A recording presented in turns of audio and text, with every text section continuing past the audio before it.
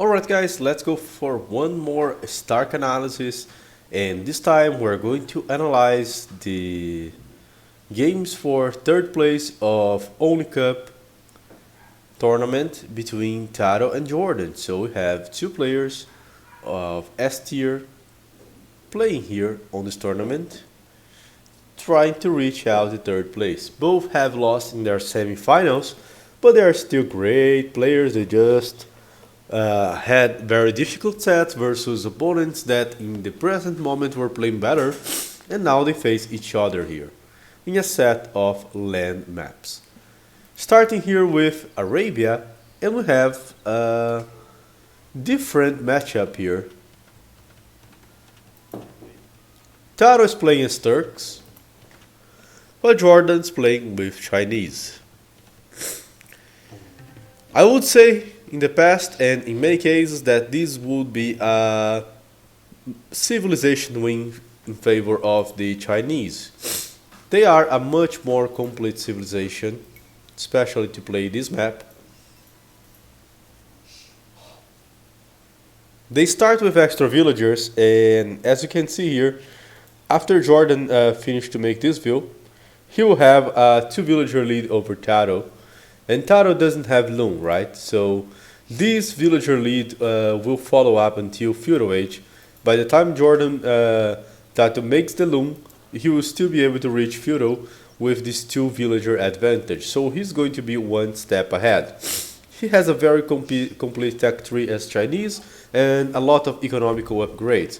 So his eco is better, and he has a full economical, full tech tree to play with ranged units and cavalry. So he can play with crossbows, he can play with camels, he can counter Turk in many ways and play early game before Turk can reach its peak skills and its peak strength with the post-Imperial Age Turk gameplay with Revicav Archer, Roosters and Cannon line.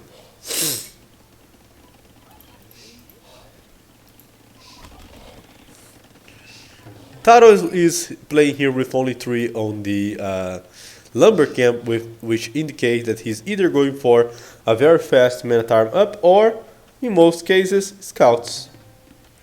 Chinese usually lure because they lack enough food to play during the Dark Age, so the biggest trick with Chinese is that they do suffer a lot regarding the amount of food.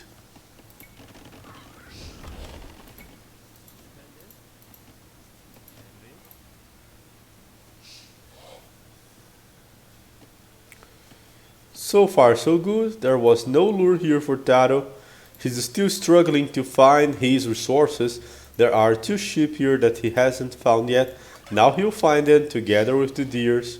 Jordan has found everything, and he has also lured 2 of his deers, and he's about to reach Tatoh's base.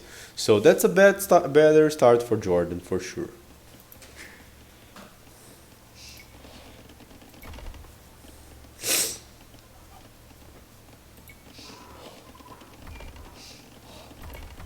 There comes Tatoh for a second lumber camp, so he's either going for scouts or archers, but I would say scouts for sure.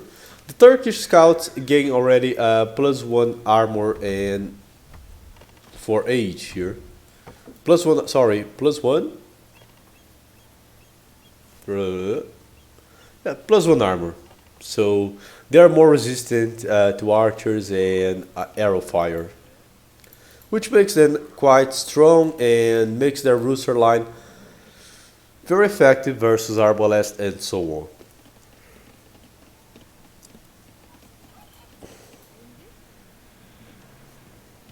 Jordan is already on the gold, and he's kind of walling his map already.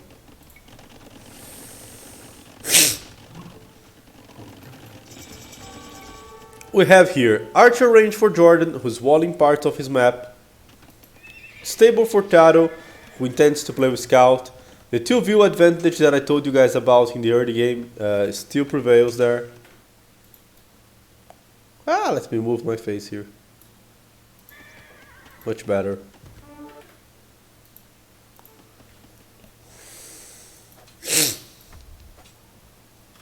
Tatoh might be able to take 1 view. No, he had to retreat. Or else he would just lose his scout. Jordan's finishing to wall. There's a wide area here on the right side. Tatoh is starting to wall, and he has more time since Jordan's army is slower. He has more time to work that out.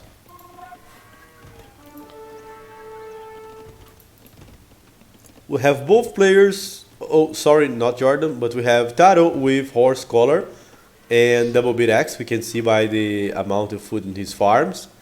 Jordan, not no horse collar yet. It's balling. Those scouts might find a way. Let's see. Nice defense here with the spearman.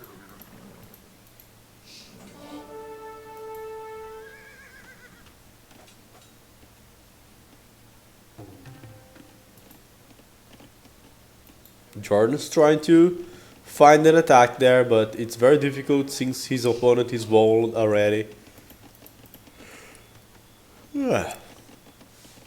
Dropping out farms. A lot of villagers on the go for only one range. Perhaps he's even thinking about using the market to click up faster.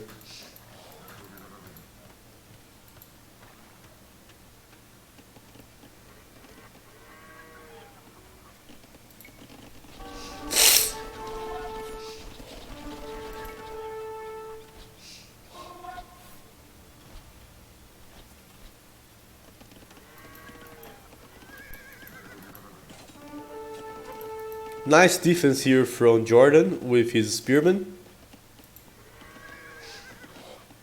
Now with a lot of arms.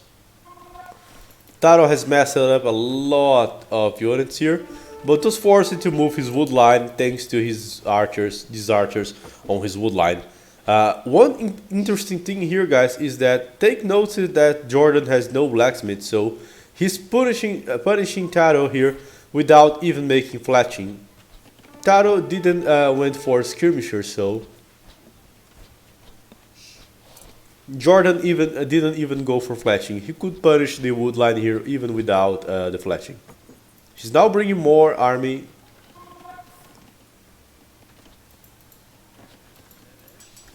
Now fletching. Now a blacksmith for Tatoh. Blacksmith also for Jordan. Tatoh is upgrading his scout line with one extra armor, so they are going to be very resistant. But there comes the spearman. 3 spearmen is too much for him to deal with. Oh! Naughty one. He tried to make a better wall, but he almost died. As for Jordan, he clicked it up to Castle Age. Now he's making fletching, now he's making horse collar, and he's even adding out stables. I believe that he will either go for knights or camels.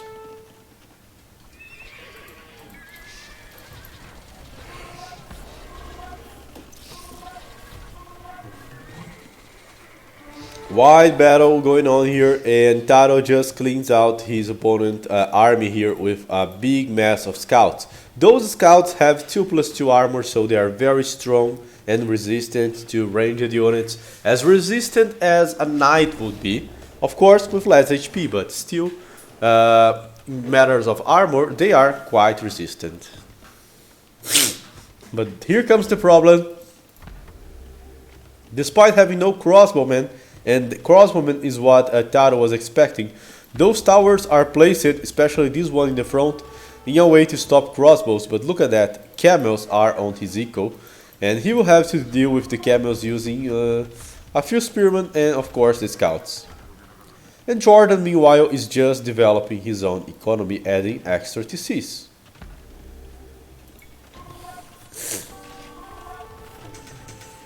There are a few crossbowmen, but they are not that significant.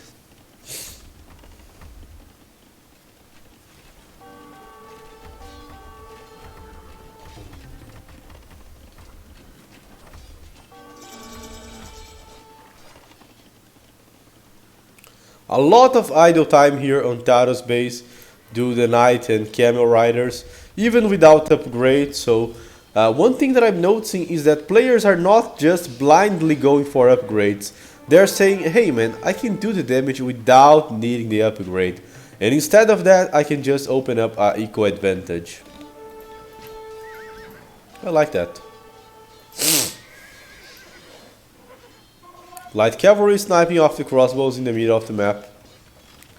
Meanwhile, camels are born, and since they have the upgrade, they are having no trouble to deal with the enemy camels. But the problem resides here on the economy. Tatoh is behind on the economy, and he needs to do something about it.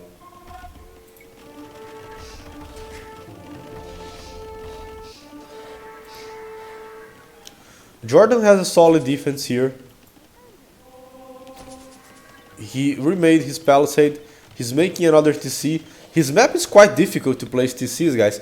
Look where he's dropping the TC. He tried to drop it here, no space. Here, no space. And he's dropping in a weird place. A big army here of camels and light cabs from Tatoh. Camel army here by Jordan. And Jordan outbooming Tatoh by around 10 views. Jordan's finally upgrading his army. Tatoh is dropping his 30C.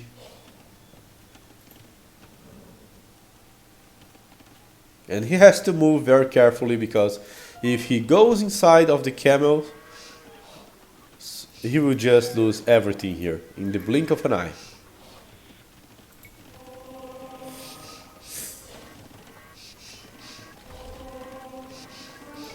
Both are going out for the relics. Jordan's already going Revi for the stone, which implies that he might be thinking about dropping a castle. Perhaps a defensive one here, which would save this and this gold, would protect those. Perhaps one in the center, or even a more aggressive one there. Not sure if he has enough to drop an aggressive one.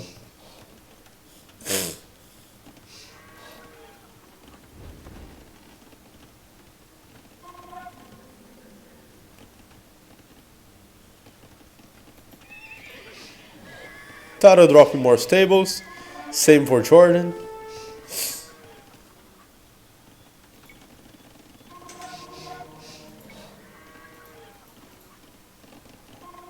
Players seem to be just studying each other. There comes the castle in the placement that I was predicting, at least. Big fight going on. Scouts trying to snipe off the monks. They did snipe one. Both monks were sniped off by Tatoh, but Tatoh's monks survived. Only one got sniped off. Big fight here between the camels. Jordan seemed to be outmassing Tatoh finally with the Chinese camels. Now with upgrades, and Tatoh is forced to retreat. We can see now the fourth stable of Jordan being dropped, and with this castle, the pushes here from Tatoh will become more and more difficult from happening.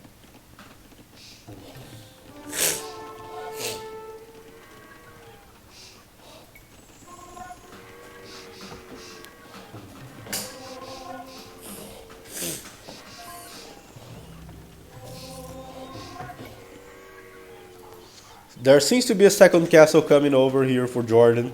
This one will protect this secondary stone, and that will allow him to just make a smooth transition here to whatever army he wants to do. And it seems that he wants to go for Choconu and Pikemen, a very solid composition. As for Tatoh, he is making a transition here already into Cave Archers, but while Jordan's clicking up to Pure Rage, Tatoh is not.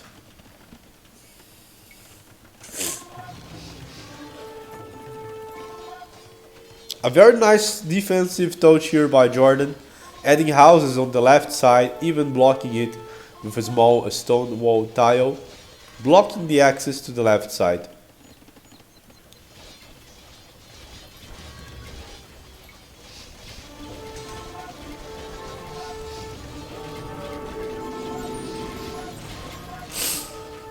Big fights are clothing. We have a third castle added here by Jordan, a defensive one, which will make safe this gold and this extra stone. Some light calves are going through here. Tatoh seems in a better position regarding the attack, especially due to the monks, but his opponent now on pure age, which is obviously not so comfortable.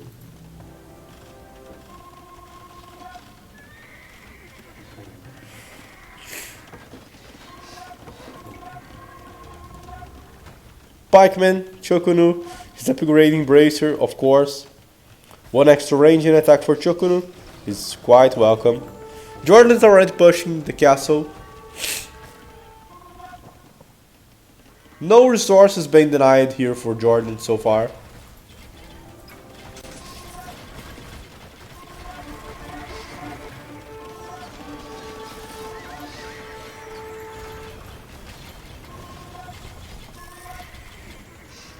We can see halberdiers already together with bracer Chokunus.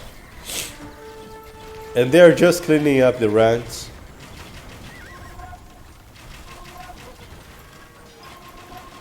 This castle will soon go down because there are 3 trebuchets around here, but perhaps Tatoh can snipe off some of the traps. We'll see. Maybe not. More and more archers being dropped.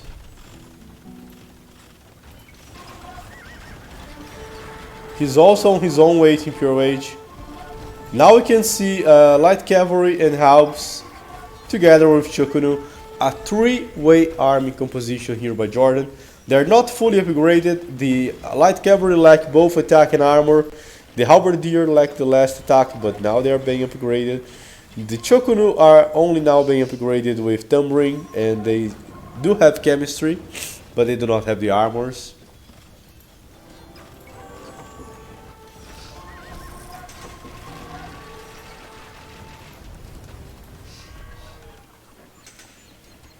Jordan has killed both castles, but Tatoh is still on a solid way to the next stage.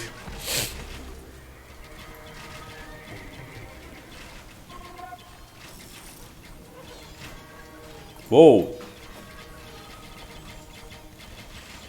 Tatoh is still on game, guys. He will have instant chemistry and instant Rusar by the time he reaches Imperial Age.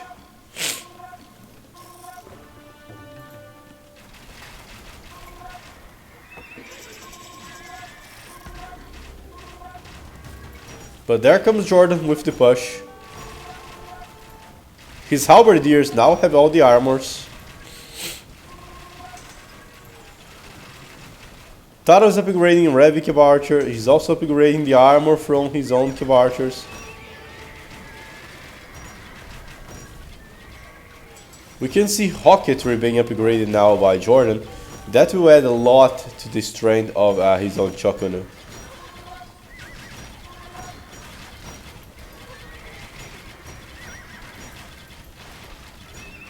Big fight going on here. Elite Chokunu being upgraded as well. Those Revi Cav Archers do not have Sipahi upgrade, so they are not 100 HP Cav Archers. Bombard Cannons, the big weapon here from the Turk, which can turn on the tides and snipe off the trebuchets.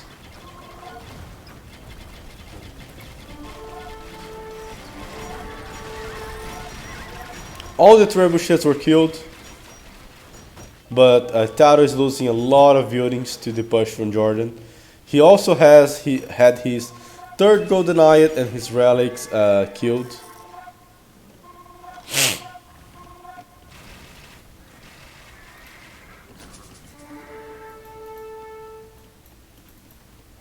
Jordan's finished to upgrade more stuff, now the Rams, and finishing to upgrade his own house.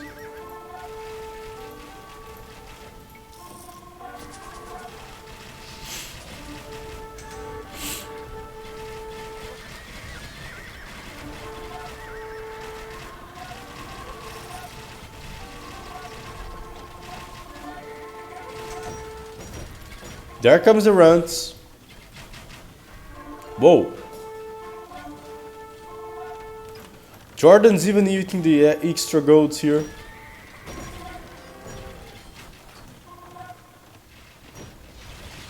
And he has built a lot more barracks here. He wants to win in the span.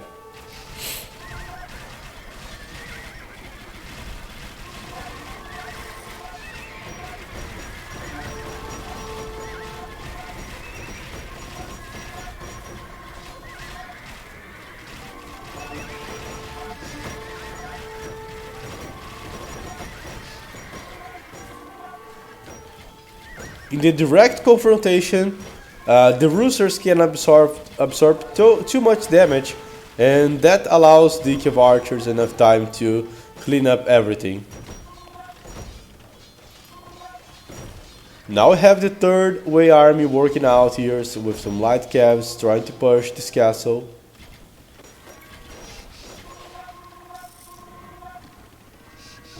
What a nice game.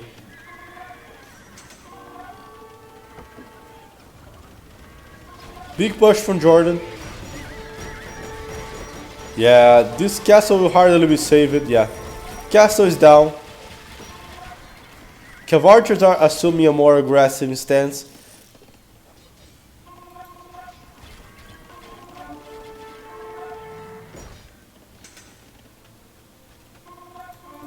Uh-oh. Yeah, Jordan won't be able to wall this in time. Oh, he was! Very nice work here from Jordan, walling off this part of his eco and make it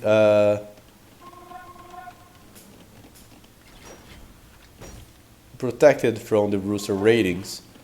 Tatoh has a nice army, but he's not being able to raid.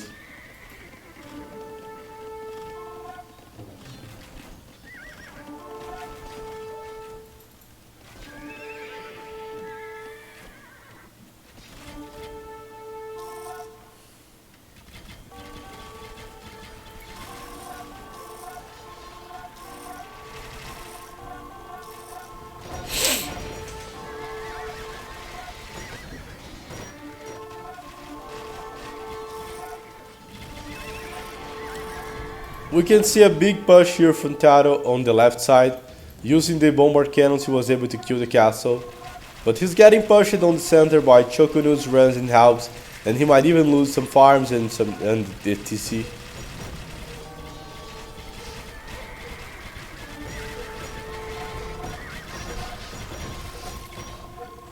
Once in the direct confrontation, it seems that he's having the leverage. That's good for him. I believe that he has reached the point of the game where Turks wants to play. The post in pure rage, messing up lots of roosters to use as a meat shield for the Rabbit of Archer.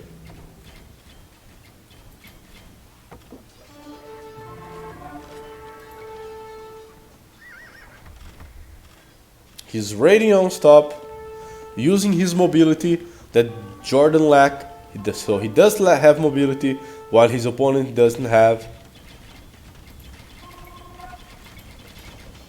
This house wall is way less effective now that there's no castle to protect it from behind. He's pushing more castles now and raiding non-stop. This looks like a game for Tatoh, man. Very interesting gameplay.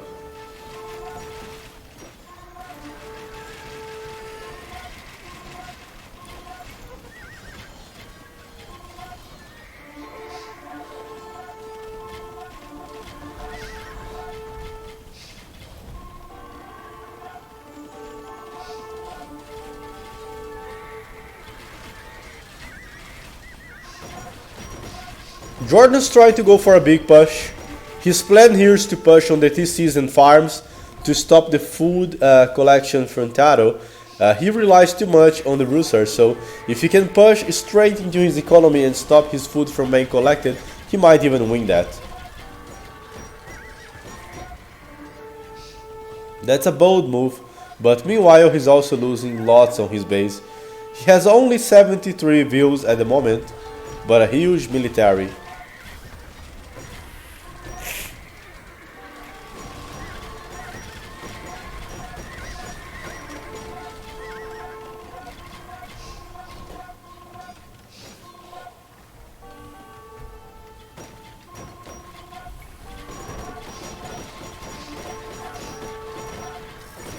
A lot of runs, killing the houses from Tatoh. Tato's starting to have some issues getting housed here, guys. He's with 180 population, but less houses, so this run push is working and he's having to try to improvise by making a lot of new houses there.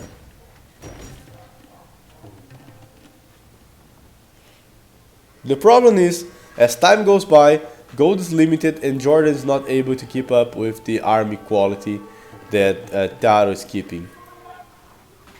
Especially because of the roosters, and he's not even touching the cube archers.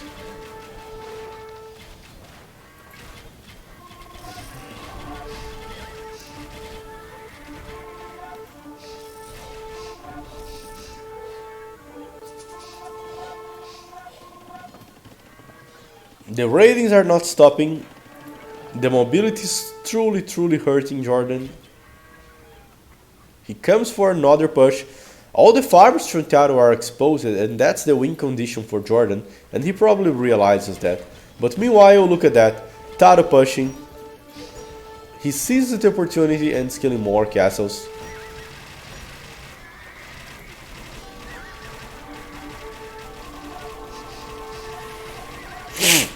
And more views.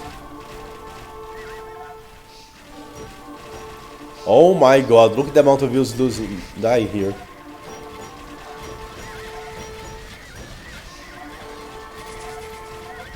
That's truly an interesting game. Look at the villager count for both players. Jordan only has 75 and Tatoh only has 58. So this has become a true fight for whoever protects better its post-Imperial Age economy.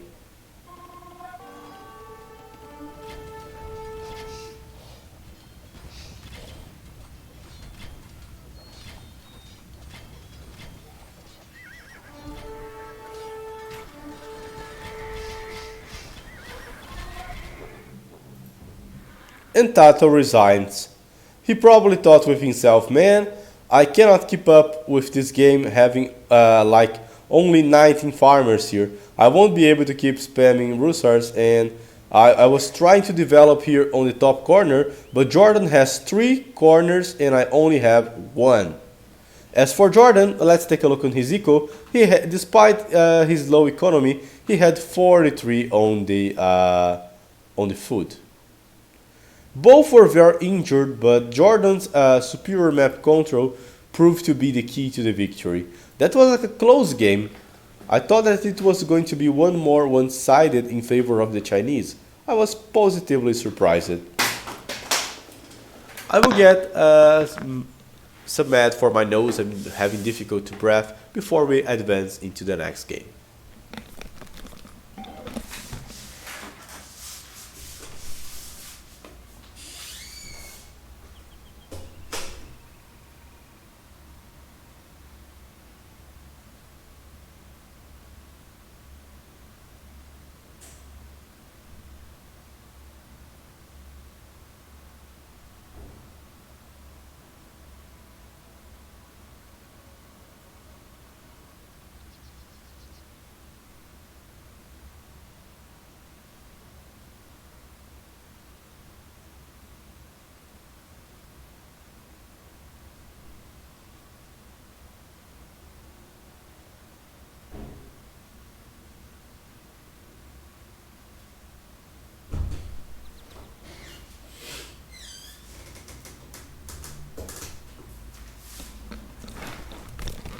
It seems that in the end, guys, Jordan's big leverage was using the runs, finding out where Tatoh was developing his eco and taking out the space out of him, not allowing him to take relics, killing the houses multiple times, advancing through his eco. Look at the amount of farms. This was all full of villagers, and it is no more. So he was punishing Tatoh every movement here with some heavy pushes, and in order for Tatoh to stop the runs, he had to use melee combatants onto those, which was very costly for him. So if he could protect his eco a bit better, perhaps he had a chance even versus Chinese. Interesting stuff. So we just watched Arabia Turk versus Chinese. We're going to move to the next game, which will be Cherotes. So that's the map. Both players are born in the top of this map here. We have Tatoh playing Tatars. Well, I can understand why. Big heal bonus here. Standard resources as it seems. 2 boars and 8 sheep.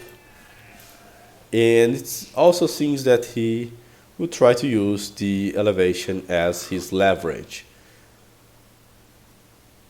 There is a good amount of gold here on the main base, but the most of the gold is on the center. As for Jordan, he went for the Franks.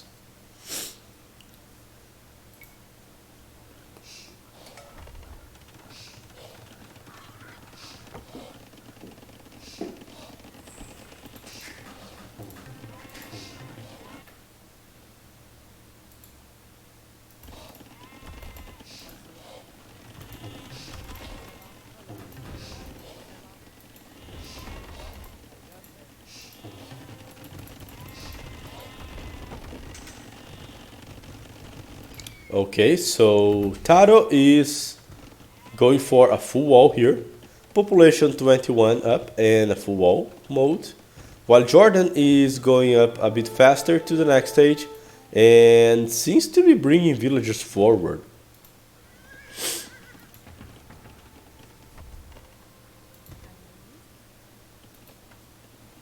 That's very interesting. Will he try to call Tatoh for a skirmisher war? I'm curious about his approach.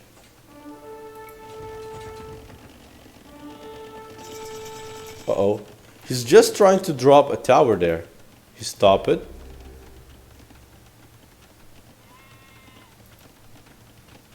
Making a new one. Alright, so he made a tower. He's making scouts. And towers. Scouts and towers, and he stopped one of the woods from Tatoh. Interesting aggressive approach as Franks. Tatoh is defending with buildings. I like it.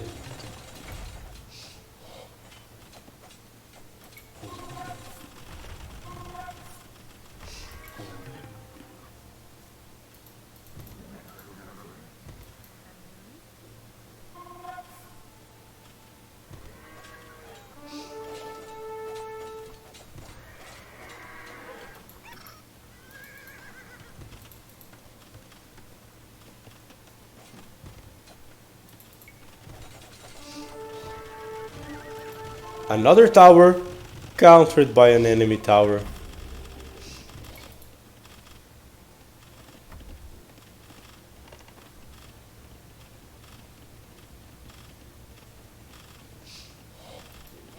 Tatoh does have a lot of spearmen here, man.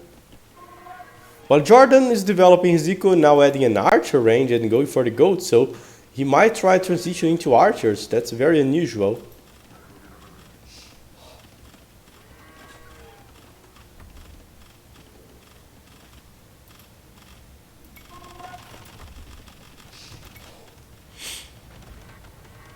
Jordan's moving his forward views here to the wood line.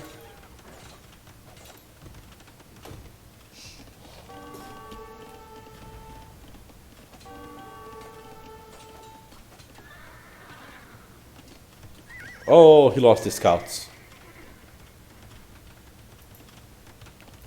A nice advance here from Mr. Tatoh with a tower.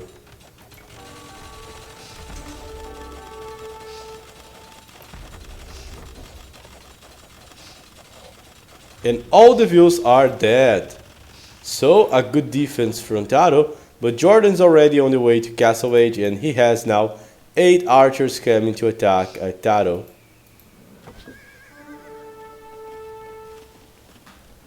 And Tatoh is just revving on the stone, on the gold, perhaps even thinking about playing with Kashyyyks, but not ready at all to face off these crossbows.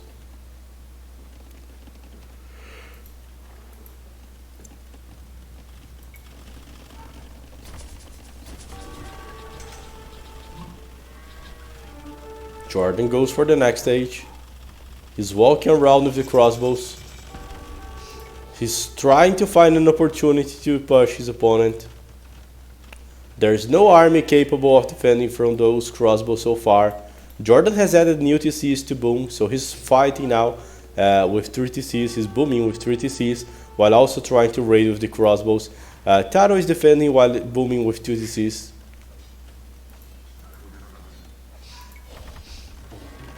So Jordan has both military and economical advantage so far. Another tower from Tatoh.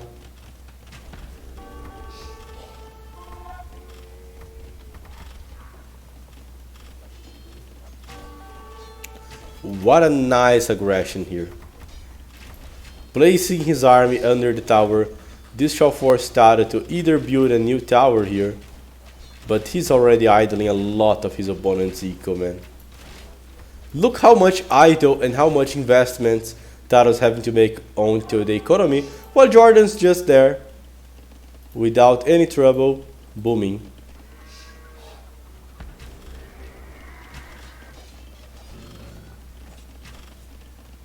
Going out.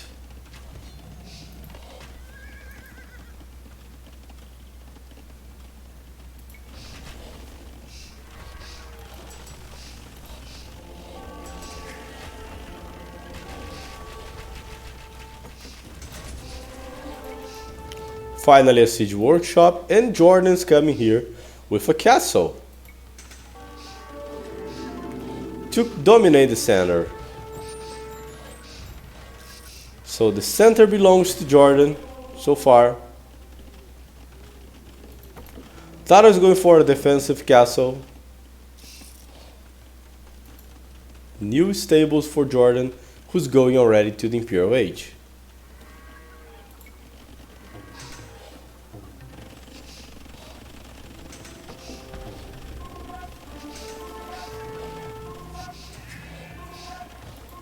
Second castle, so if Tatoh tries to drop a castle and force a trebuchet war, Jordan already has a plan.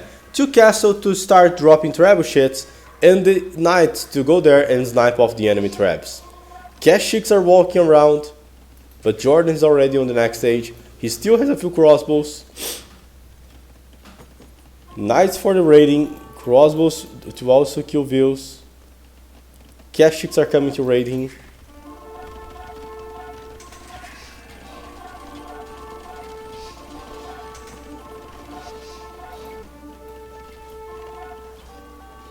He has now cavaliers. Kashyyyks are trying to stop the cavaliers. They have extra HP but less armor and less attack. Tatoh is trying to boom here with 1, 2, 3, 4, 5 TCs. Booming around. Dominating most of the map. But man, to face off cavaliers, soon to be paladins, will be very difficult. He's trying to go for another castle.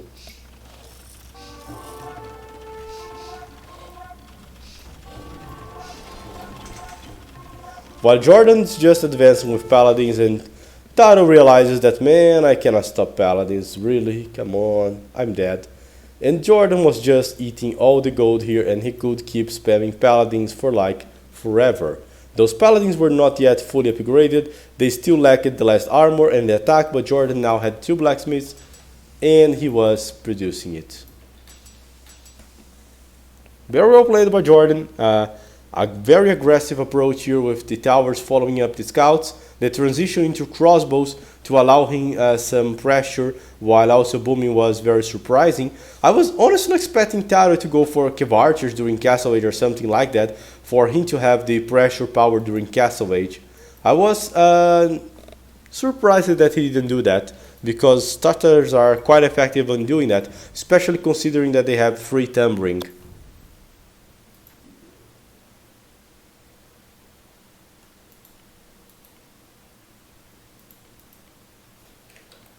Next game will be Gurcharas versus Japanese in the map Volcanic Swamp. What the fuck is that? Let's find out. Okay, so we have the Tatoh here playing as the Gurcharas. It seems that they are on a swamp. Oh, don't tell me, Sherlock. There are some water buffaloes here. For Tatoh to be using Gurjaras, one of the reasons that leads me to believe he's doing so is that, oh, look at that. There's a big amount of box turtles there. So not only he will be able to place the meal, but also allow his villagers to get food from a very good source. Also, water buffaloes have 150 food. And usually on those world maps, he might be able to find even more. There are 6 standard ones where we will have either water buffaloes or cows, and he has found every one of them, every single one of them. I'm checking out for extras, doesn't seem to have extras. Anyway, there is a good amount of gold on each one of the mainlands here. I do not see stone. But there's a lot, like plenty of stone and gold. Mostly gold on these small volcanic craters here on each one of these sides. Jordan's going heavy for the box of turtles. Tatoh is going for the rhinos, but not so heavy into those for now. Let's see how each of them is going to play this matchup.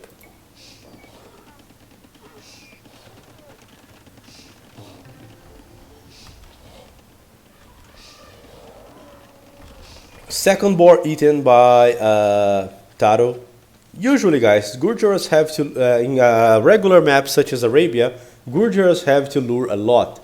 But in maps with a lot of extra food, they can just place the meal and start hunting a lot. So I have seen Gurjaras being picked with some high frequency in maps where you have excellent amount of food. Like this one with like 3 rhinoceros, you know. So in land maps with high amount of food, Gurjaras are truly a great pick.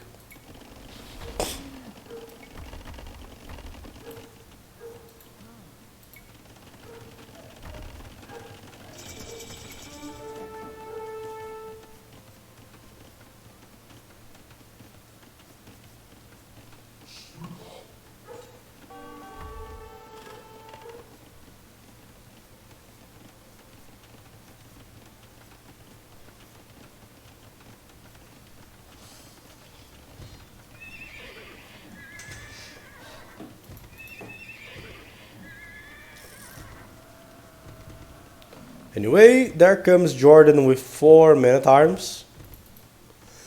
That's something very interesting. Take a look on that, guys. After eating off the box of turtles, each one of those become stone. Same happened here for Tatoh. After he ate those, it becomes stone.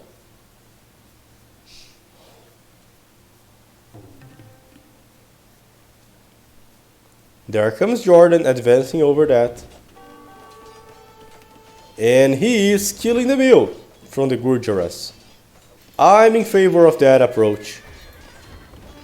Killing the meal from the Gurjaras is a very interesting approach. And with the Japanese men-at-arms, it's totally possible to do so. Smart one. It seems to me, I might be mistaken, but the buildings receive more damage when they are on these terrains, man. They are melting here. Jordan's already adding archer range there. Tatoh is trying to defend his woodline with a tower. And dropping scouts.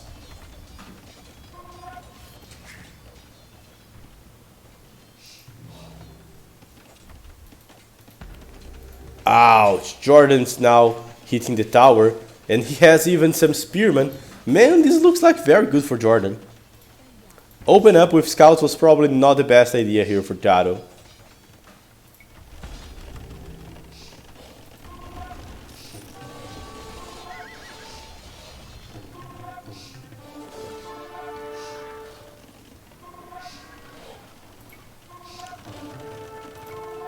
He's trying to raid. Jordan now has both men-at-arms and archers to pressure. He's building new mills here to eat all the fish here that he has access to. Going out for the gold. A good amount of skirmishers, but yet no fletching. As for Jordan, he has archers with fletching, a big amount of men-at-arms, and he's even starting to produce scouts, already knowing that he has to face off skirmishers. Promising game for Jordan, honestly. But look the amount of food that Tatoh has on his bank, man. Mostly because he's eating a lot of fish here. While Jordan has just used all of that and transitioned an E2 army, and now he's struggling a bit. But here comes Jordan to attack. Tatoh got his gold blocked, so he could be going very fast to the next stage, but unless he makes a market, he won't be able to do so.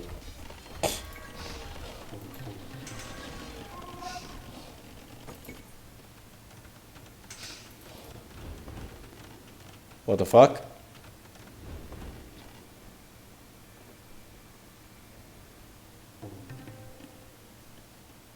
A new meal here for Tatoh.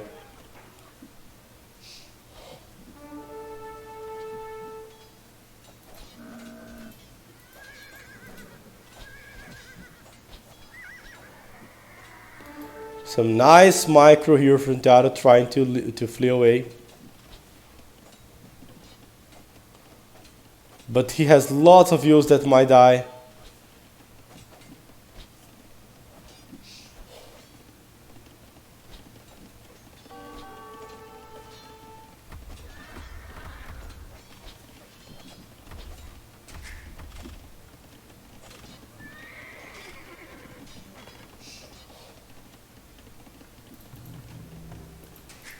And Tatoh is going for the Castle Age.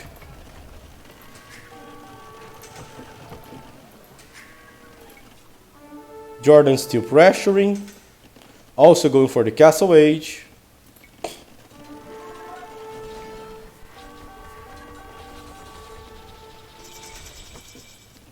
Castle Age Jordan with double stable, and he's starting to... Castle Age Tatoh with double stable, and he starts to go for Shivanshina Rider, so he might be expecting to mess up those guys and be able to get a good fight versus the Archer and Spearman.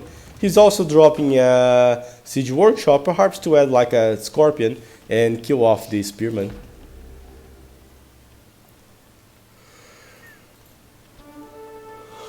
There comes the Raiders. Jordan adding new TCs. Man, how much eco inefficiency Tatoh is having here. Jordan has 3 TCs already. What a game he's doing. What a nice game. Dude's nailing it.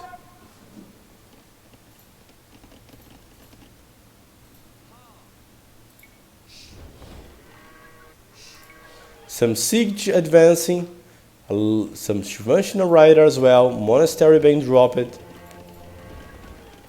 Only 1 TC for Tatoh, while Jordan has 3, so that's one of the leverage. While Jordan is buying up some time, he's just developing his eco more and more.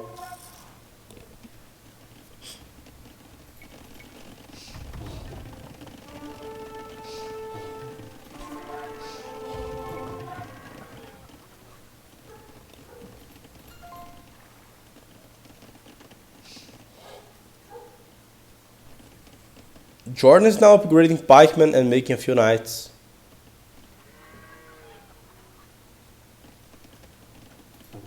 Seems to be a good approach, to be honest.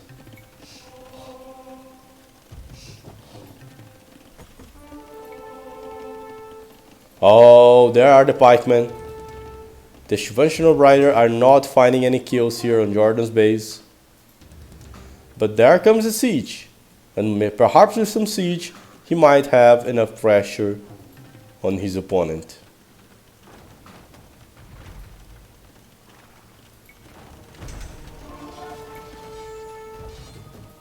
Uh-oh, he's losing the siege.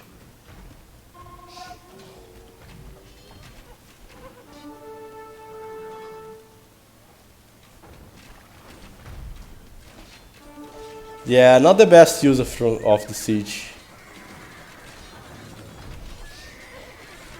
A very good fight for Jordan here. Killing pretty much everything, and Tatoh calls the GG. He was only now adding the secondary TC.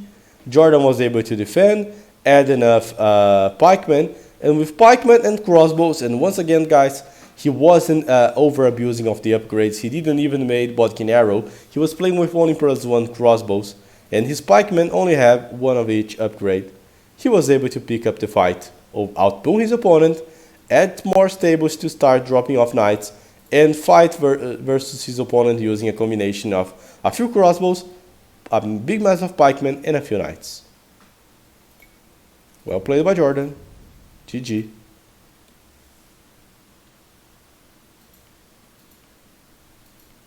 So we did watch the Arabia Turk versus Chinese, which was a very good game. The Tartar versus Frank, which showed us some nice offense for the Franks. The Gurjaras versus Japanese with the total domination by the Japanese, and a very nice approach versus the Gurjaras, right? Go for men at arms and aim at his meal. Kill the meal before it lay eggs.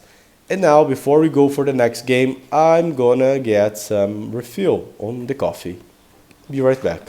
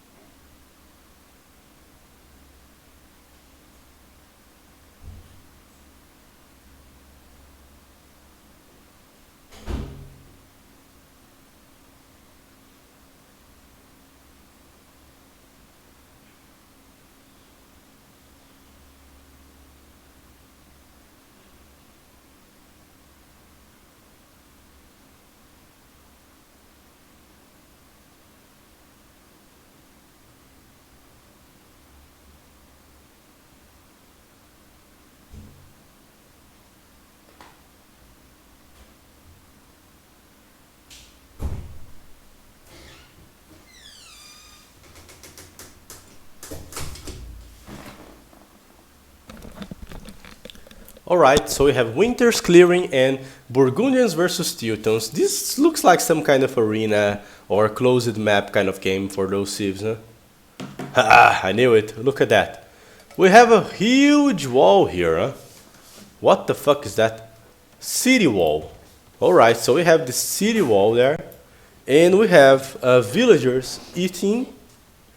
Each player starts here with 6 views. It seems they just built one more. So we have Burgundians for Tatoh and Teutons for Jordan.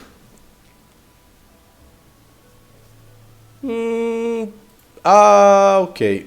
And they do have villagers on the inside of the wall in what seems to be some kind of arena with only 1 gold here inside. Only 1 deer, so there's barely any chance of luring. There is some fish which is not accessible, so it doesn't add up to anything. And of course there is shorefish.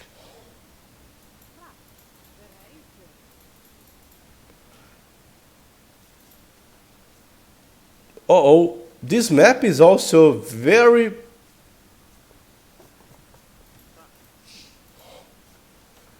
bad generated, right? Oh no, there is some deer here as well. I was not seeing. I was gonna tell, man, what the fuck? Jordan's luring while Tatoh is not luring. But nah. And what the fuck is that? There are penguins. And oh, they walk so funny.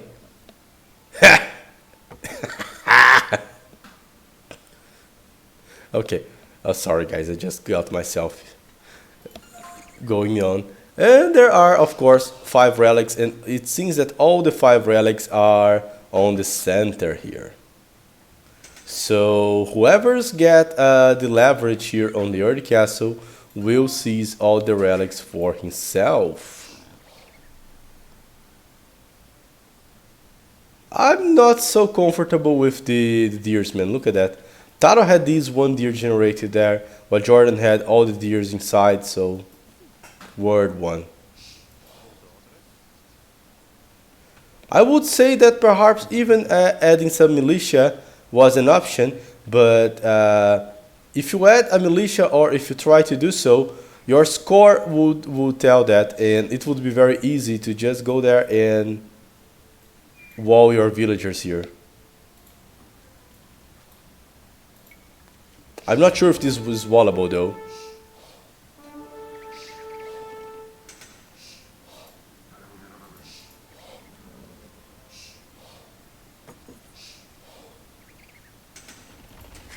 There we go. So Tatoh is advancing to the next stage. Same for Jordan. Jordan has already a barracks. We have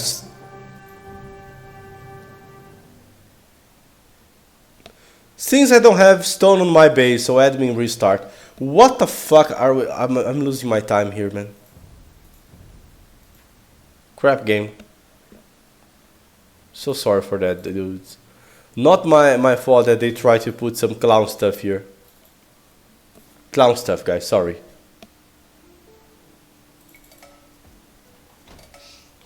Alright, once again the game has started. Only 2 deers here and stone inside. As for this guy, 3 deers here and stone inside as well. It was admin restart because Tatoh didn't have stone on the inside. Now he's pushing only 2 deers while Jordan has 3. So man, Arena itself is a clown map. They tried to do some modifications on the clown map and it became even more clownish.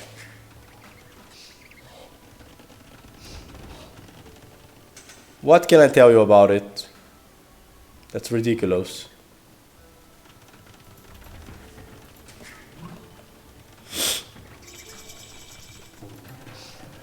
We have a market up here for Tatoh.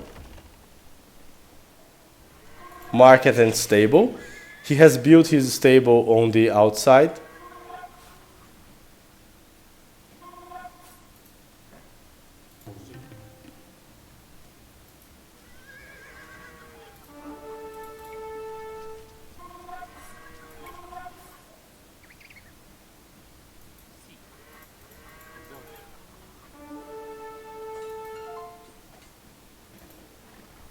Okay, there will be a big fight here, and all those 3 views are under fire. Jordan villagers are about to get attacked by a huge amount of army here. Perhaps he loses views before he can even call his army here. Oh no! Well, Tatoh has the spearman. He's getting a good fight. No, Jordan defended. Internal monastery for Tatoh as Burgundians. Monastery here for Jordan as students.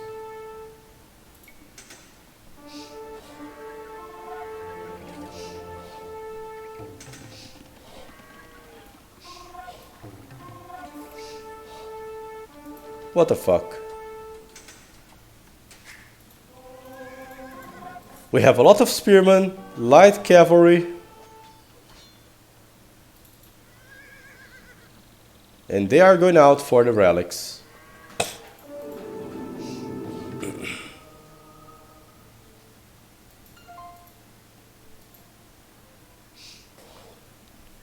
There's very small space here to try and kill the enemy, man.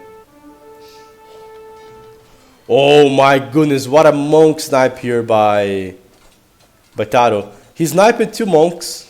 That's great, that's what he wants to do.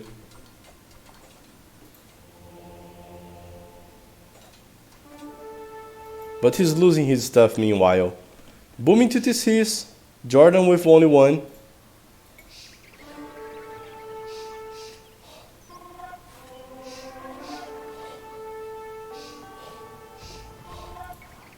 Second relic for Jordan. Feels like he's going to take all the relics. Now he's booming 2 TCs. Doing a great job. Look at what Jordan is doing, man. He just realized that there was a good amount of stone and gold here on this side. So he's just adding a TC there. I love that.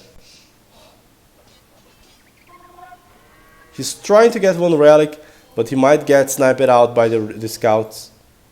Yeah, he's surely getting sniped.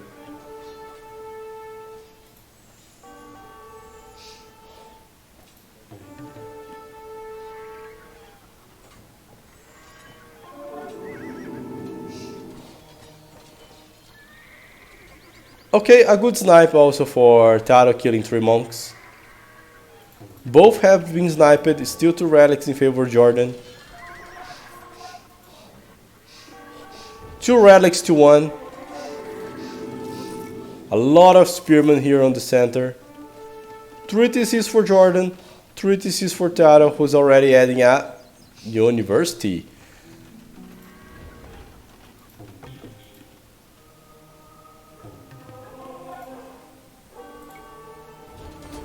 Lost a monk.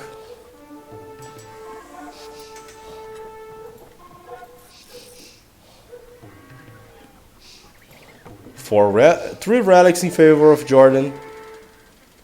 And soon there will be 4 relics in favor of Jordan. 4 relics in favor of Jordan, but Tatoh is already on the way to Imperial Age. And he is upgrading Halberdier. He upgraded Pike, sorry, he was upgraded in Pikeman. He did upgrade Pikeman. He's seizing a fight here versus the enemy Spearman.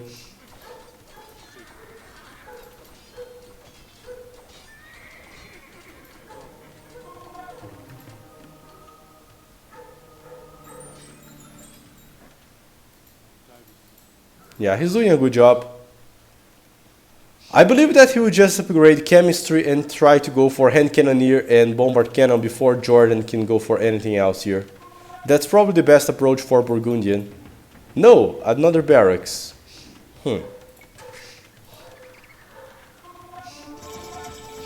Halberdier upgrade. Now we can see both chemistry being upgraded together with the archer ranges. Yeah.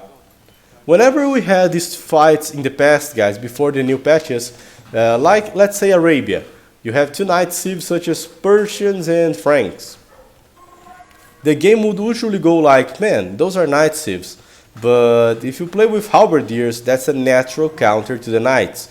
So you open up with the halberdiers, which both players just did, and then you make a hard switch into the hand cannoneers, which both players are doing.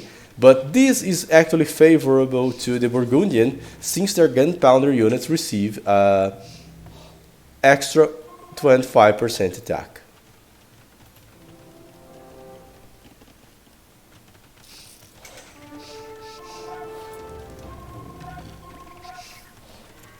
So they are strong. That's a very nice move. Tatoh did realize that part of Jordan Eco has been developed here outside of his own base, so he's adding this castle to block the access between the main composition of his army and his Eco, and he plans to isolate those 25 views and maybe push them.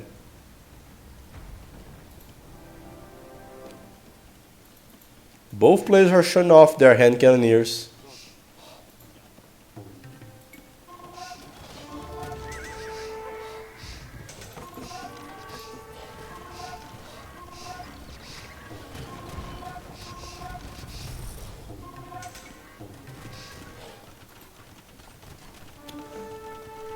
Tatoh is attacking here the center of Jordan's eco, but meanwhile he lost the castle. He's also pushing with trebuchets this castle. But Jordan defended here with his own castle. Now we have a huge fight between both of them. Remember guys that Tatoh has 25% extra attack. Even in his cannons, instead of having 40 attack, he has 40 plus 10.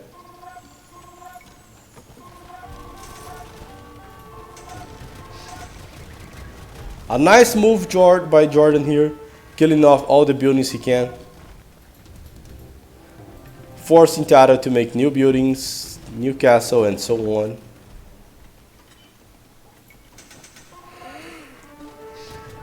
But meanwhile, Tatoh was able to kill all this eco that was isolated from the rest. So Tatoh opens up a huge advantage regarding economical numbers. He's trying to push this castle. He got confronted by some good amount of hand cannoneers, but his trebuchets are finally kicking in. There comes Jordan with a huge amount of cannons to defend. Lost one. He's pushing.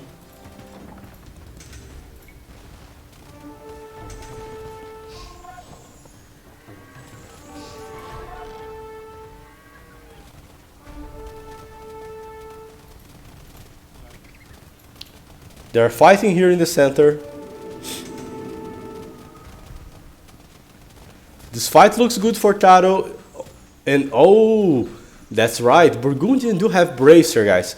So adding up skirmishers to this composition can be one good leverage here for Tatoh.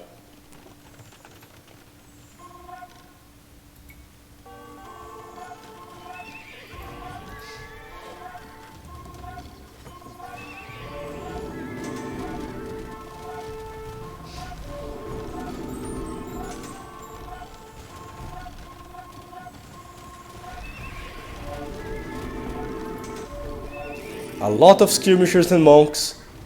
Instead of using his gold, Tatoh is now saving it up by just adding lots of skirmishers, which are trading very well versus the enemy hand cannoneers and skirmishers. The skirmishers from Teuton lack the last upgrade.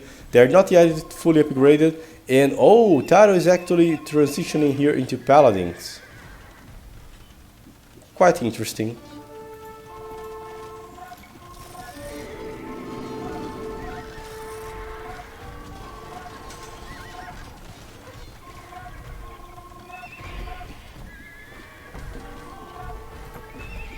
Paladins and elite skirmisher. There comes the trebuchet. He's aiming at the cannons. He's trying to snipe them with the paladins. He sniped one. He sniped the second one. The third one he won't be able to collect. To snipe. He's now killing stuff with his own cannon. Trapping this castle.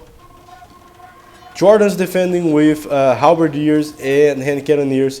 Jordan has moved his relics to the back of his base. Now he has 4 relics on the back. Tatoh has only 1, but he probably has Burgundian vineyards generating gold together with the farms. And he's using skirmishers as a trash unit as well, which is quite helpful.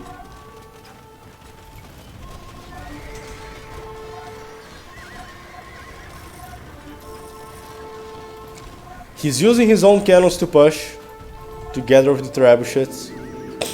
Killing everything he can. The paladins are putting so much pressure and not allowing this cannon versus cannon trade from happening. Tatoh is advancing non-stop. Jordan is not being able to properly defend himself.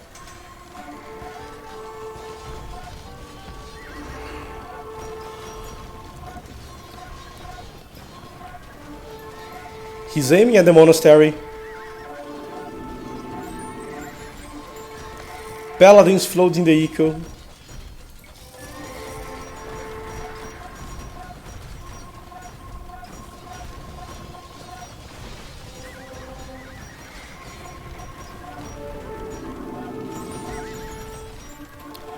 Jordan's trying to make some halbs and protect himself, but man, there are now capped runs, a big mass of skirmishers, non-stop siege, especially capped runs.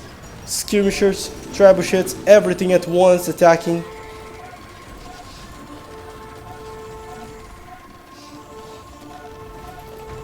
Even onagers now from Tatoh, cutting out the wood, denying the resources here from Jordan.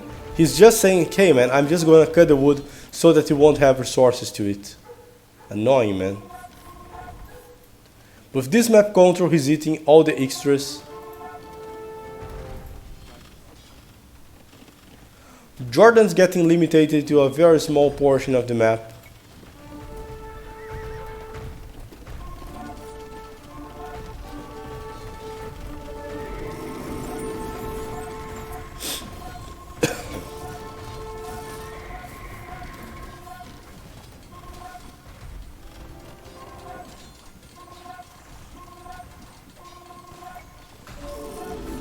Less and less map control for Jordan, who's now spamming lots of halves. Those are Titan halves, so they have a lot of melee armor, but they are still not great versus ranged units.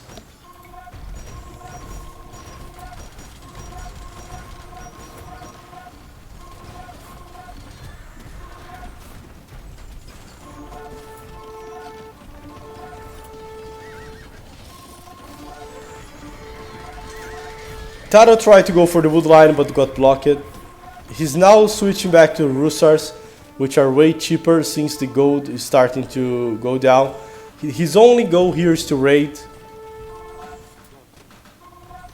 While he advances, of course. Trebuchets on the castle. Non-stop pressure for multiple fronts. Jordan saves his last castle and he still has a huge mass of cannons, but he's not being able to counterattack. The army is at his doors, man, and we are just talking about 84 military, between 84 and 87 military from Tatoh, so those are huge numbers.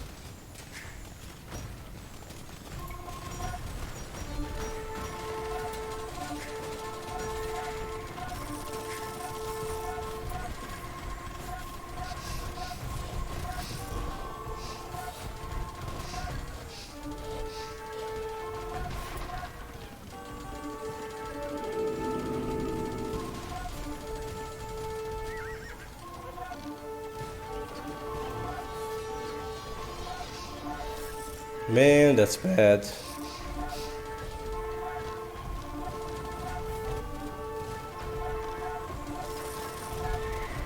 Jordan's trying to counterattack, but now Tatoh just messed up a huge amount of hand cannoneers. He's trying to kill the cannons one by one. Kill one, kill two. He's getting out. Oh, got a huge strike. Tatoh's trying to cut off the wood and limitate the options for Jordan here. Jordan only has, guys, 61 views versus 120 from Tatoh. So while Tatoh economy is just working out properly without any interruptions, Jordan is struggling a lot here, while having to face a multiple army here, an army composed of multiple units with more mobility, bigger strength, such as the extra attack from the gunpowder units. And he's relying mostly on the power of his own cannons.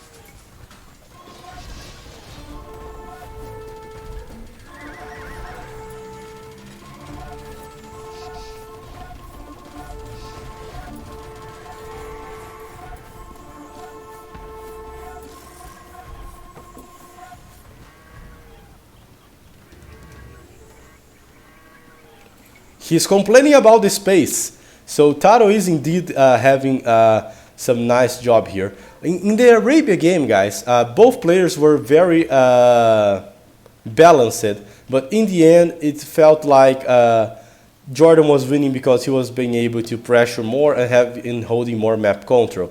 In this game, both players also seem very balanced, but this time seems that Tatoh has more space there. So having extra space is truly what determines whoever is going to win. Uh-oh. And Tatoh goes for the Flemish Revolution. He puts Jordan on a corner and now he went for the Flemish Revolution. Which means that now there are the pressure of 200 military units over Jordan. He will have to hold his ground versus 200 military units. He's trying to make a huge mess here. Tatoh is preparing for his last push. Jordan chances here are to hold his army, but he has a good chance here. He has cannons, he has a castle, he's making new buildings to deny this army from accessing his eco, and his halberdiers also have extra melee armor. Let's see. There comes the Flemish army.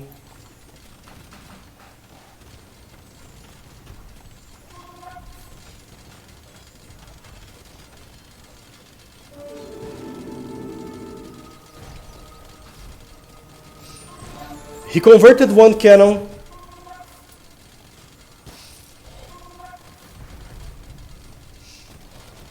He's advancing. There's a lot of hand cannoneers. He killed the castle. He's aiming at the TC. Military-wise, it's 160 versus 50. Jordan is replacing his army, but it's not like working at all. He's running back to his cannons, but there's nowhere to run back, and he lost to the Flemish. So that was it. Tatoh just held Flemish Revolution as a card to use in the end.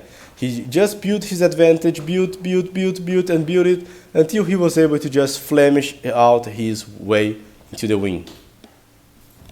Beautiful game. In a moment where the opponent has no more gold to spend, or a lot of stone to spend on the defense, a Flemish can be quite deadly. So we just watched the Gurjars versus Japanese previously in the volcanic swamp. Now we just watched the Clowny map, Burgundians versus Teuton. Next we have Saracen versus Khmer on Acclivity. Is it time for another coffee refill? Yes, it is. And is it time to get some sun into this room? Yes, it is. There's a very nice Saturday morning and we need some sun.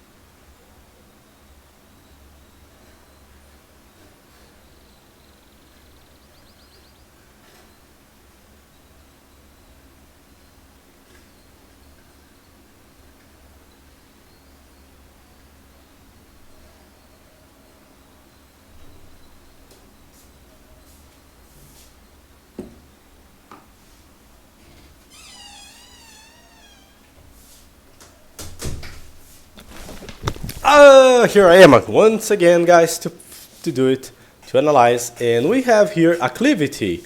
Acclivity is a map who also gained a lot of popularity during the Red Bull Wololo. And what do we have here on this map? Players are on this Acclivity. Sorry, no, they are in this lowland here.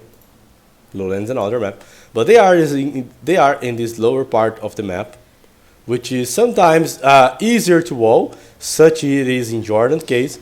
Sometimes not that easy, such quite not so obvious, but that's how it looks like on Tatoh's. And pretty much there is a lot of resources here on the back of the map and so on. They are very close from each other, so sometimes they try to be more aggressive, but at the same time it's not so difficult to wall. So let's see which approach each player will use. Tatoh is playing with the Saracens. Tatoh plays great with some civilizations such as the Saracens, such as the Turks. I think that he was always great doing fast castles and abusing out of the Saracen market bonus. And if you use Saracen market bonus, you can just reach Castle Age with some incredible times. You can just go for like full archers on feudal age, go with like 9 minutes to feudal age, start spamming archers with fletching, and still reach castle age around 17 or 18 minutes. Not so far away from a fast castle age time. And not to mention that those archers have advantage on killing buildings, so this adds to you a lot of pressure versus any opponent. As for Jordan with Khmer, well, Khmer are also great in fast castling, so he can just try to go for Scorpions as a defensive tool versus the Saracen. Since their Scorpions have 1 extra range, they can even defend and equalize the range from British crossbows, and they can outrange every other crossbow on the game. So the Scorpion from the Khmer are a great leverage here, a great defensive tool, and of course they can just have incredible uptimes. 30 minutes fast castle are no big deal for Khmer at all. Let's see how each one of those players are gonna do it. We can already see a profile of houses here by Tatoh, kind of walling. Let me eat a cookie.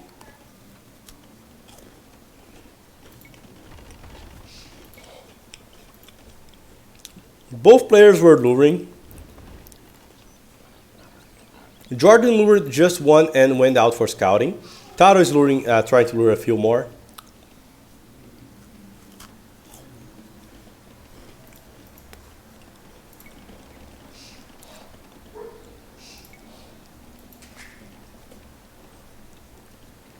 Both players are making loom here. It feels like we're going to have population 20 up for both players.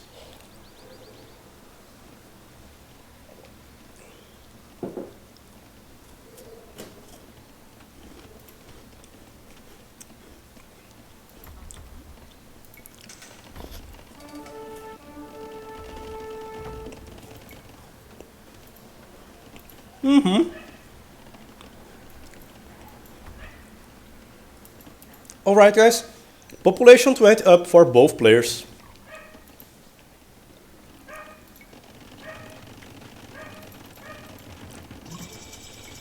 Barracks being dropped here by Tatoh. Now he's going out for scouts. As for Jordan, he's also going for scouts, but he's walling. We can see double Birex and horse collar being researched for both players, so they're just going to work out on developing their own economies. One interesting thing about Khmer is that they require no buildings. The building requirement stuff is not a thing for Khmer. What's building requirements, Stark? For example, in order to make a stable or an archer range, you need a barracks. If you are Khmer, you do not need that. In order to advance to shut up, dog! In order to advance to the next stage, you need 2 buildings from a previous age. So let's say that you want to click up to castle age. In a regular fast castle, you need 2 buildings from feudal age. Let's say a blacksmith and a market. If you are Khmer, you do not need that. So because of that, it's very common to see Khmer not making barracks at all when they go scouts.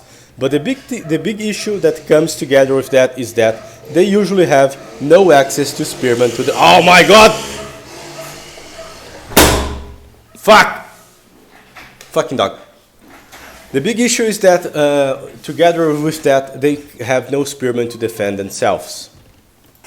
So Jordan just has to wall himself, or else Tatoh can just keep sending spearmen and forcing a fight of spearmen and scouts versus only scouts. So the bonus from Khmer is also a weak point. If the Khmer allow fights from spearmen and scouts to happen versus only scouts, they eventually die even on feudal age. Some inexperienced players just try to copy those builds from Khmer, not paying attention to that detail, and in most cases, they die. to the first attack with spearmen and scouts. I have seen this countless times.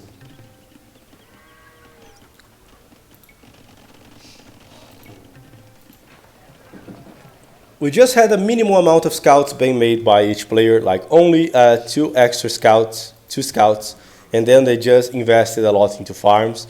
It seems that both want to click up to Castle Age. Tatoh is dropping a market. He can just trade wood and stone into food and click up. Let's take a look on Jordan. He's just building up a huge amount of food here with the Khmer farms. You see this blacksmith, he didn't need it right now. Tatoh has just sold the stone, sold the wood, and has bought some food. Look at that. Sold wood, bought food. A huge amount of market abuse from the Saracen, and he will still be able to click up very soon. That's the thing about the Saracen.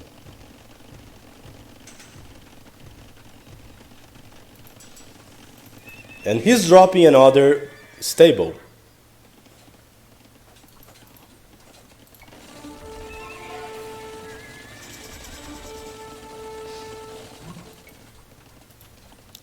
We can see a siege workshop being dropped here by Jordan. Perhaps he's expecting to be attacked by crossbowmen, but Tatoh is actually going out for camels.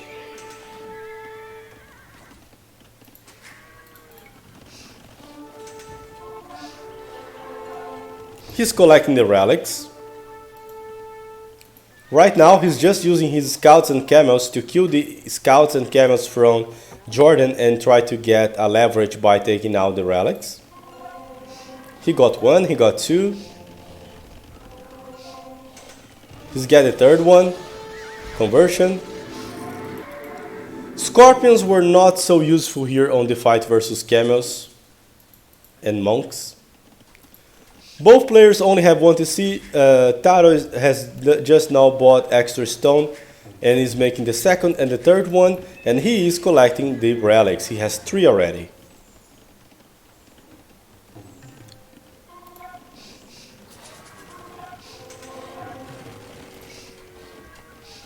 We can see a secondary TC being dropped by Jordan.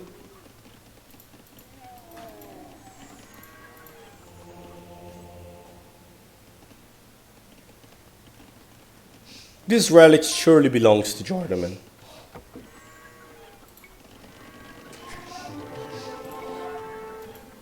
Third TC by Jordan.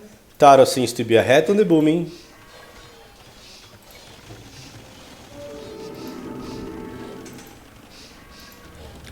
Dropping a siege workshop as well.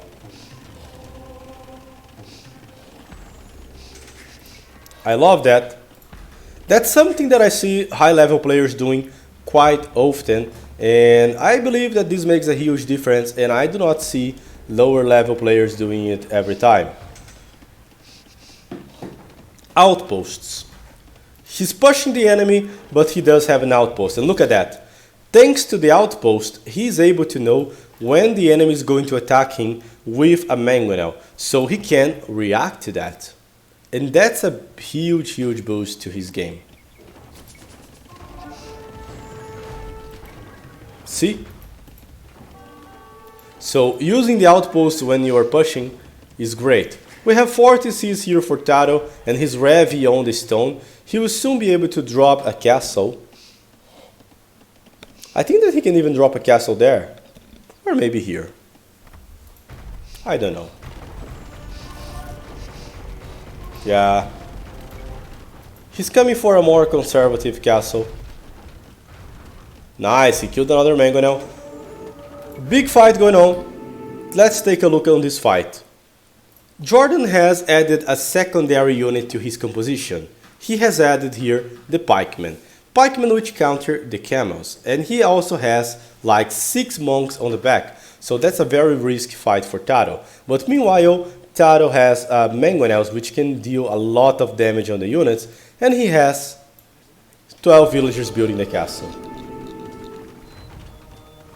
And look what Tatoh is doing. He's converting the enemy monks. He converted 1, 2.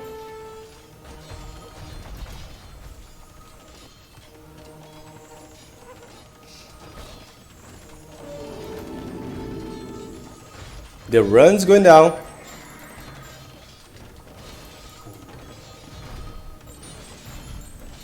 Oh, there comes a mango.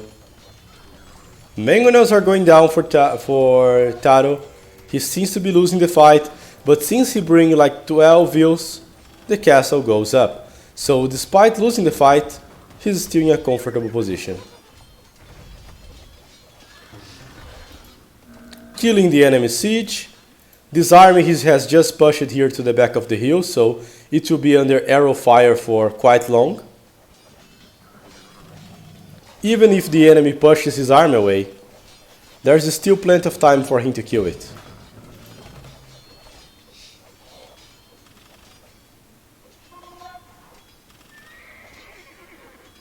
He's now dropping Mamelukes. Very well played.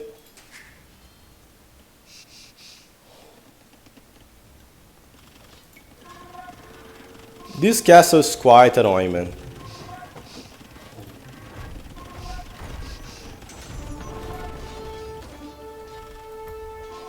Trying to get some ratings, fighting with Mamelukes, monks.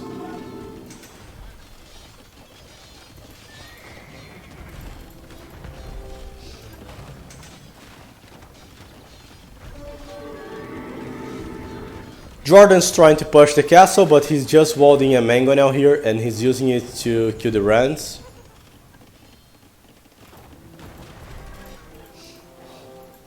Those siege are quite expensive. Jordan tried to go for an all-in there and kill them, but he failed. Well played by Tatoh. Let's take a look here on the uptime once again, guys. He went for scouts, as I said, 9 and something, and still reached castle age around 17 and 42. As for Jordan, play with the Khmer, an excellent job, man. 9 minutes and 18 minutes castle age. Still, you cannot compete with the Saracen market power. Not to mention their tech tree, which is way more complete, which allowed him to play with camels instead of knights. Well played. Saracen market working their ass off.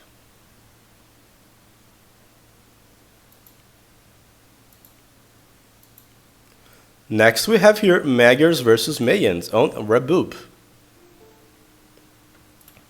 That's interesting. We have here Tatoh fighting with the Magyars and Jordan facing off with the Mayans. So Magyars versus Mayans, two very different civs, two very different approaches. Habub is this map where both players start very close to each other. Magyar is a civilization that has two great openings. There are men-at-arms which have extra free forging and can just kill other men-at-arms on the 1v1 with a few exceptions such as Japanese, Burmese and so on. And their scouts, which are obviously the big leverage here. Magyar tends to often play with scouts. And we have the Mayans, the Meso civilization, one of the most classical ones.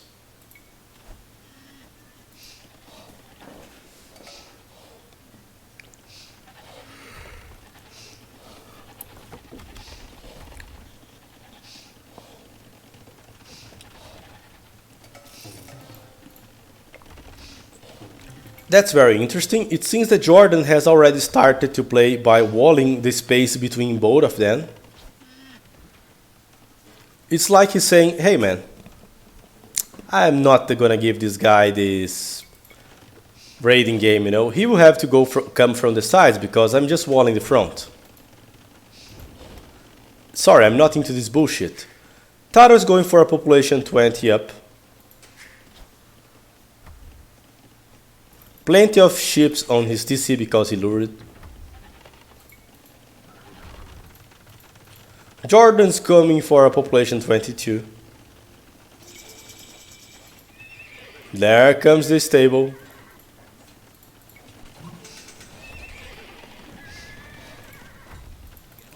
A forward tower to open up the path for the scoutings to be aggressive.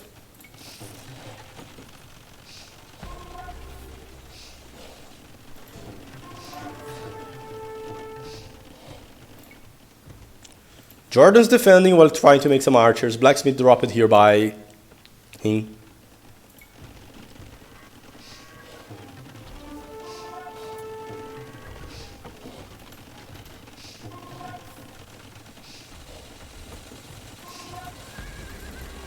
A lot of scout cavalry, a lot of archers as well. Jordan is playing with a very defensive approach here. He just built up a market to buy 100 stone and then buy this tower. His stones are on the outside, guys. Take a look. 1 stone and 2nd stone. So he had only 75 stone. After buying that, he has he had 150 and was able to drop this 2nd tower. What? Sorry, he had 75. Then he bought having extra stone, 175. After building this new tower, 50 stone is left. So Tatoh tried to open up. Jordan did some very nice defense here, a very nice defensive pattern for his main game. Tatoh is still trying to pressure him with the towers. And Jordan's dropping a 2nd archer range. We can see the first defensive tower for Tatoh as well here in the front of his base, but he has also stonewalled the front, so he is not likely that he's gonna get pushed on the front.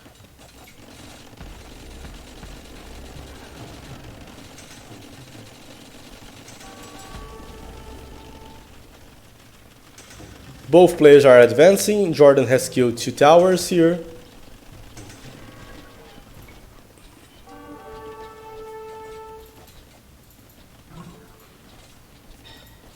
Castle age for Jordan. We can see lots of archers there.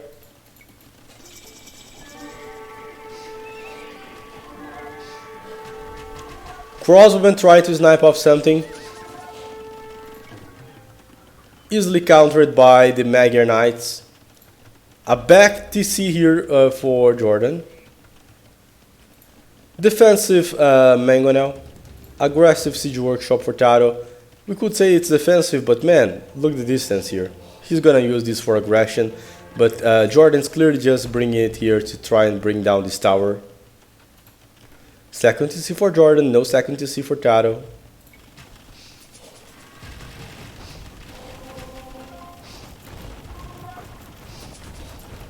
Trying to kill the enemy tower.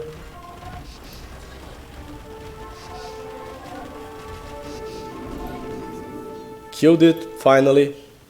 At the cost of a mangonel, man. That's sad. He's messing up his crossbowman. Going heavy on the stone. It feels to me that Jordan wants to drop a forward castle here. Perhaps even click to a fast Imperial Age. I don't know. Let's see how he'll play that.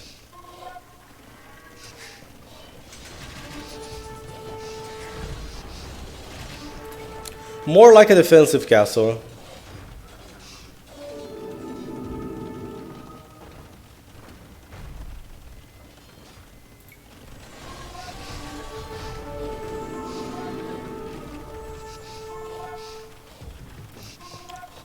Oh, what a disaster!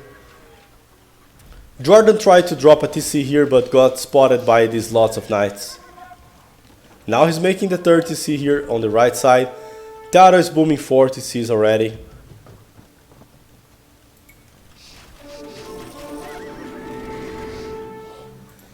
And finally Tatoh is able to surround the crossbows, winning for the Magyars. So the defensive approach, it didn't prove to be so effective. It seems that Magyar were just way effective here, and of course because of the way Tatoh just played it. Very strong game from Tatoh, guys. Very strong game. Not the first time in the series that we saw a player opening up with scouts and punishing the one that tries to just hold himself, you know.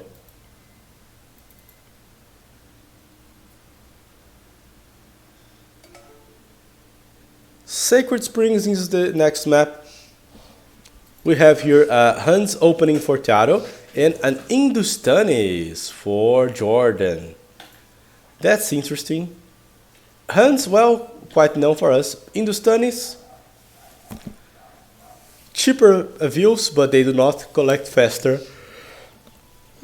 from shorefish as Indians used to be. On this map you have these lots of shorefish or box turtles here scattered around the map, and there's plenty of gold here. I can totally see him trying to mess up Cav archers to dominate this game during Castle Age. I don't know how Hindustanis will try to play this, but they do have quite an arsenal of weapons here. Jordan is playing here with 4 on the wood line, which indicates that he might be trying to play with either an early drush or maybe men-at-arms. There he comes, a mill here on the box turtles. Both players are going up here quite early on. Both eating the box turtles on the left side. Barracks for Jordan, no barracks yet for Tatoh. Population 20 for Jordan, population 21 for Tatoh. We can see 3 men-at-arms attacking, and those men-at-arms are able to force Tatoh out of the box turtles. That's a huge eco lead, and Tatoh is trying to go for scouts.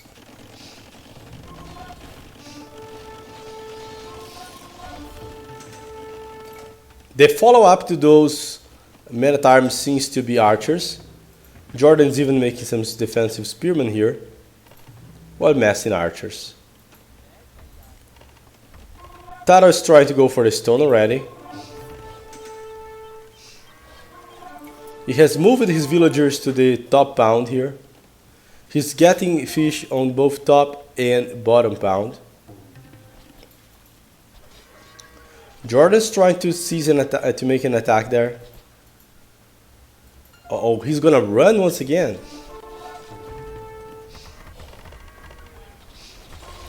How much idle time this guy had.